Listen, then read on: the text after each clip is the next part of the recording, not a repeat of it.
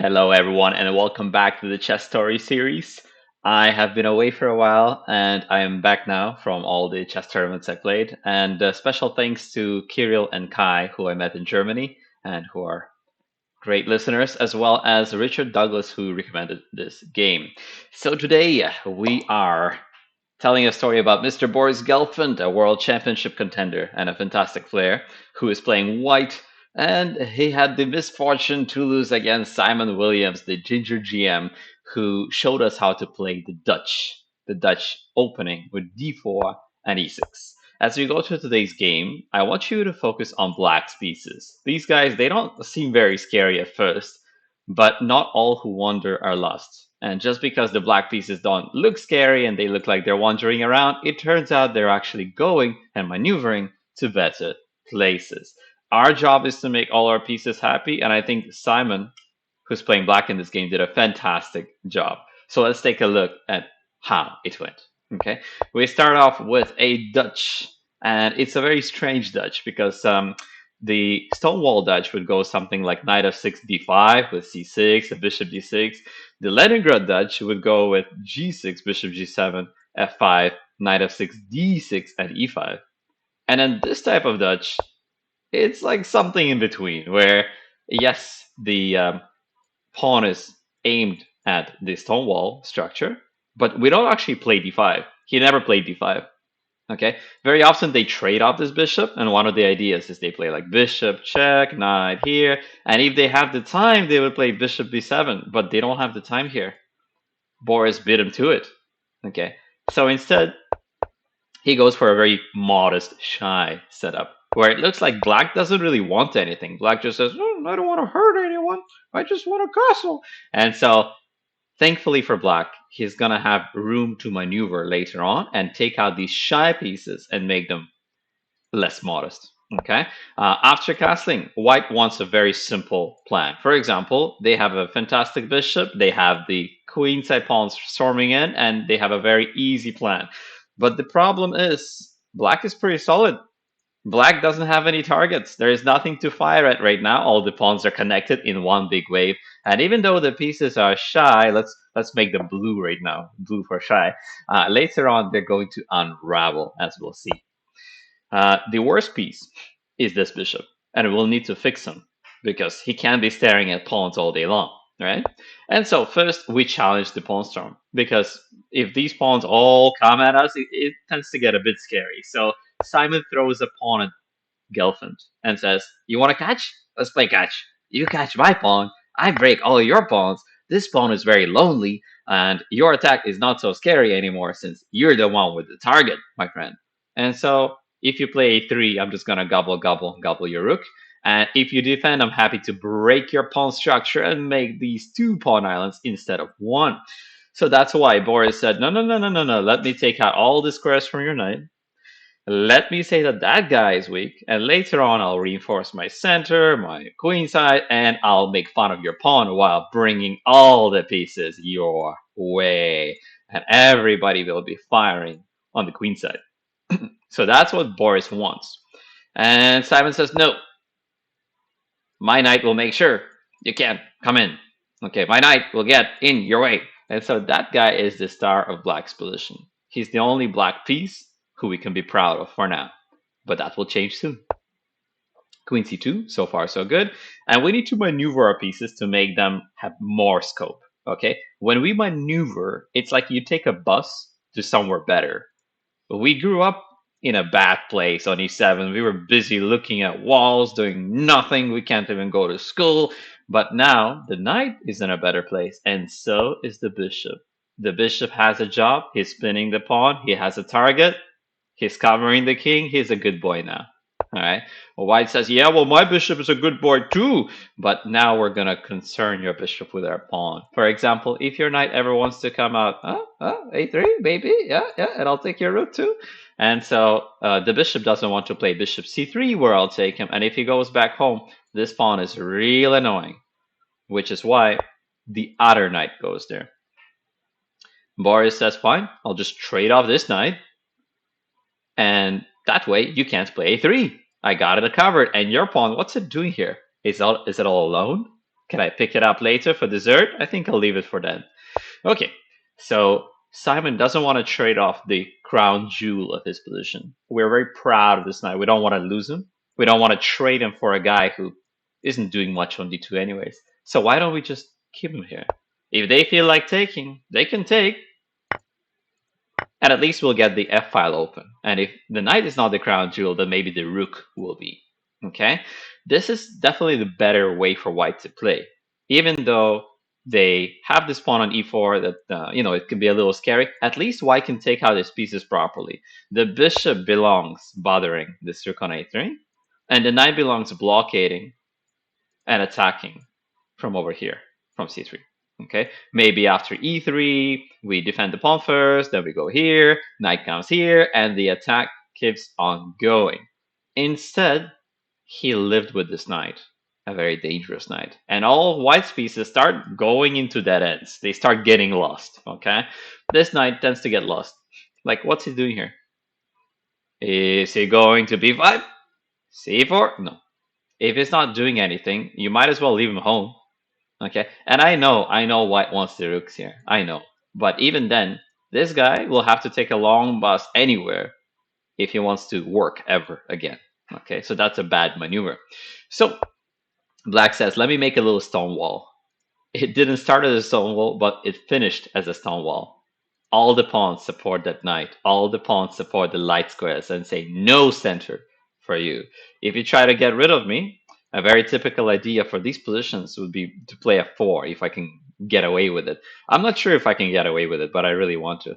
Even knight d6 followed by like f4 would be interesting to block in the bishop. So the bishop can never see the light of day.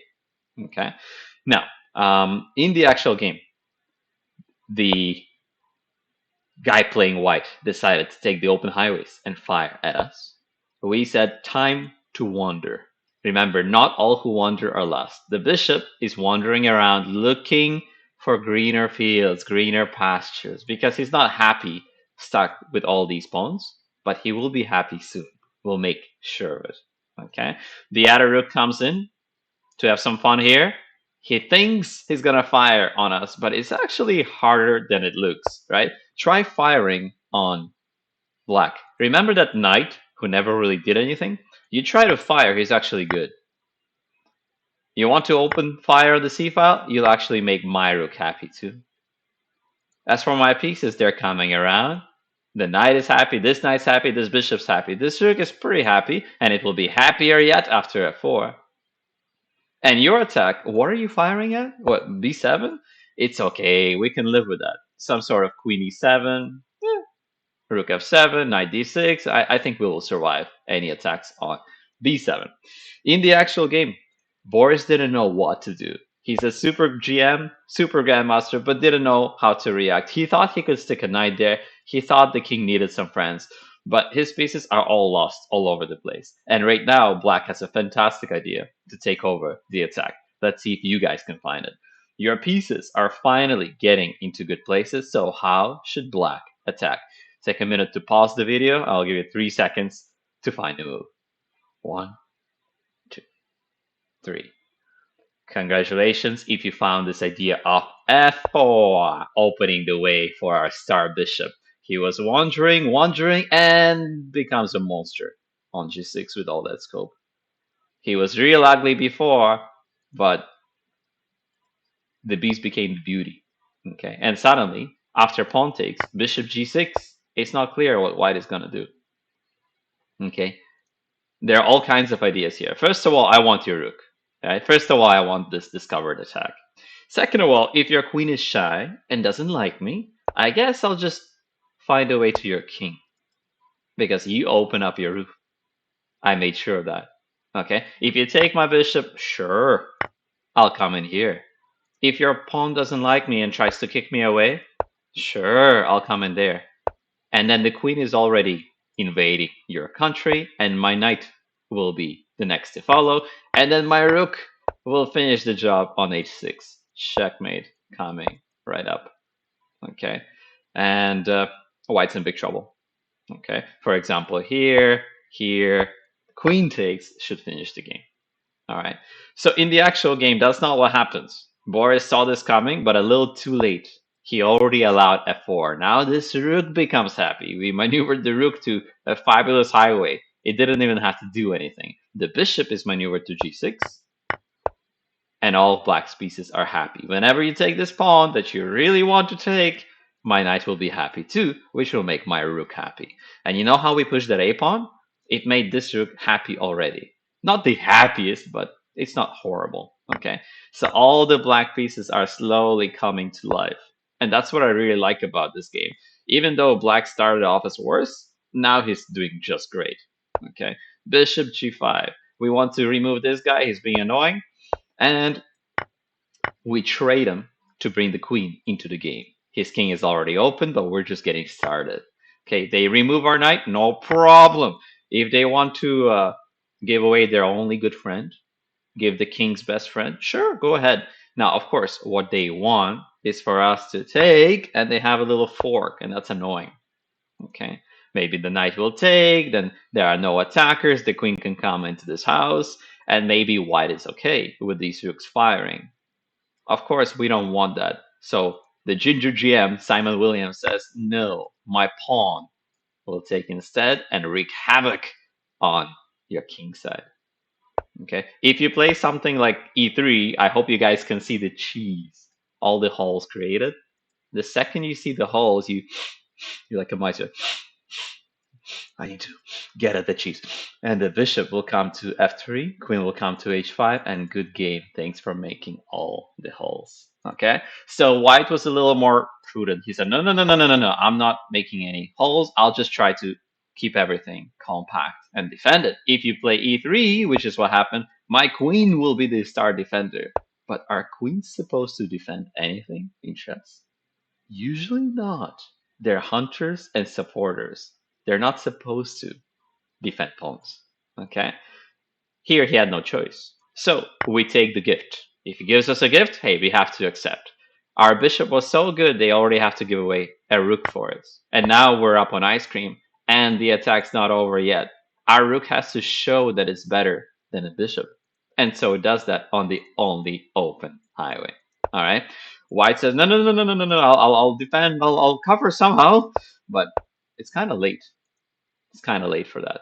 Okay, already here we had a finishing blow that would have won the game right away. Okay, this one I'll just show you because it's really nice. Kaboom. The game could have been over here because after knight takes, we have queen f4 with the double attack. Either the knight falls or the king falls. You choose. Okay, if you don't want the king to fall, fine. I'll just take back all my presents and collect all your pawns with interest. Okay, so at this point, black's pieces are good enough that they can get away with checkmate considering this weak king and the monster nail pawn. This nail pawn is like a nail on the floor of the white king's house. He really hates this nail. All right. White says, no, no, no, no, my queen will try and protect. And Simon doesn't see it. He didn't see the trick. He tries to bring the knight around, hoping to get the outpost, but it's a little slow. So white takes the knight and gets back in the game. Now the queen covers everything, and it looks like white is going to be fine. But let's see. The other rook has to maneuver to greener pasture, so we bring it into the fight. He was actually hoping maybe for e5, because if pawn takes, rook here, and we invade. Okay. And of course, Gelfand sees it and says no.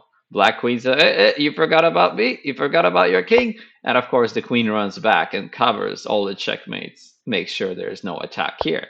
Black queen says, what about now? What if I go here? And of course, white is happy with the draw. White is losing by ice cream, losing on material. So they're happy to repeat moves any day. But black is not. Simon says, can I destroy your whole house here? Maybe h5. First I'll kick away your queen, and after I'll destroy your house. Sounds good? White said, no, wait for me. I almost got an outpost. He has to show that his knight can be as good as a rook. Let's see if it is. Kick away the queen. Queen takes the pawn, very happy, and says, ooh, look how many pawns I got. But it's too late. Here it's not about pawns. It's about kings. Your king is so wide open that I can just come right at him. With the pieces I have left, it'll be enough. Okay. The knight says, "Oh, but finally I have an outpost. I can match your rook." Yeah, but you can't match my king. My wandering pieces finally maneuvered to the king side to destroy the h file. Okay. The queen is coming in. The queen is coming for the light squares, the king, the h file, the rook, queen h6. So many ideas. And this one is just as good. Rook g6 with the pin. Pin and win. White said, "Please don't. Please don't pin and win," but it's too late because I'm still coming. Okay. There's one more trick. The one last trick is a forking distance. I don't know if you guys noticed, but there's a little fork here. So White says, "Whoa, whoa, whoa, but I have a fork. I can win material." And despite the pin, he can still get the rook. So it looks like he's back in the game because of a fork and overloaded queen. Okay, but it turns out it doesn't matter because even once you get the rook back, your king is way too open. We have the attack. Our rook is going to be better than yours, and we have the move. We're attacking right now, not you. And that's why we're going to get to your king first. So he resigned after rook d5. The rook is coming, the king has nowhere to run, and we punish him for having this naked king running around. Okay, why was he open to begin with? Because of our wandering, maneuvering pieces who found greener pastures and opened up his king. Okay, so try to do that in your games and play like Simon Williams. Until next time, bye bye.